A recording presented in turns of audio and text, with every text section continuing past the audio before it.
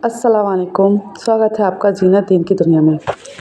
आज आपको सूरत कौसर के बारे में बताना है और हमारे प्यारे नबी के बारे में कि उनको पर किस तरह से नाज़िल हुई। ये बात है कुरान की, ये बात है उस इंसान की यानी अबू लहब की, और ये बात है सूरह कौसर की। सूरह कौसर कुरान की छोटी आयत है। हर सूरत के पीछे एक राज और सच्चा वाक़या है। ये बात है उस दिन की जब हमारे प्यारे नबी सल्लल्लाहु अलैहि वसल्लम के बेटे फौत हो गए थे। ये बात छुपकर एक इंसान सुन रहा था, वो कोई और नहीं अबू लहब था।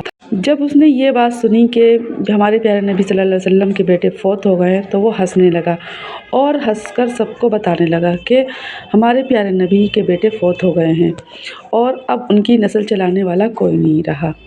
हमारे प्यारे नबी बहुत दुखी थे कि उनके जिगर के टुकड़े, उनके बेटे फौत हो चुके थे और इस बात को बहुत हंस के उड़ा रहे थे अबू लहब।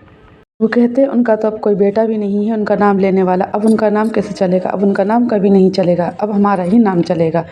इस वजह से हमारे प्यारे नबी सल्लल्लाहु अलैहि वसल्लम पर अल्लाह ने सूरत कौसर नाजिल फरमाई। उनको तोहफ़े की तरह वो सूरत कौसर दी गई है। जिस तरह से किसी को तसल्ली देते हैं इस तरह से दी गई है। ये बात सभी मक्का वालों के कानों तक पहुँची और वो लोग बातें करने लगे कि मोहम्मद पर यह सूरत नाजिल हुई, इसकी बहुत ज़्यादा फजीलियत है। अबू लहब जो थे वो नबी के चचा थे और उन्होंने सल्लल्लाहु अलैहि वसल्लम के बेटे की फौत होने की खुशी में लोगों को खजूरें बांटी और बहुत भी कुछ बांटा, लेकिन अल्लाह को कुछ और ही मंजूर था।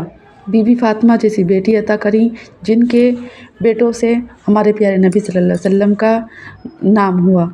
आज तक उनका नाम चलता आ रहा है।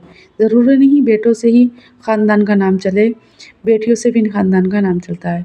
ये सीख हमें हमारे प्यारे नबी सल्लल्लाहु अलैहि वसल्लम की कहानी से लेना चाहिए। वीडियो से कुछ सीखने को मिला हो तो वीडियो को लाइक, शेयर, सब्सक्राइब ज़रूर करें।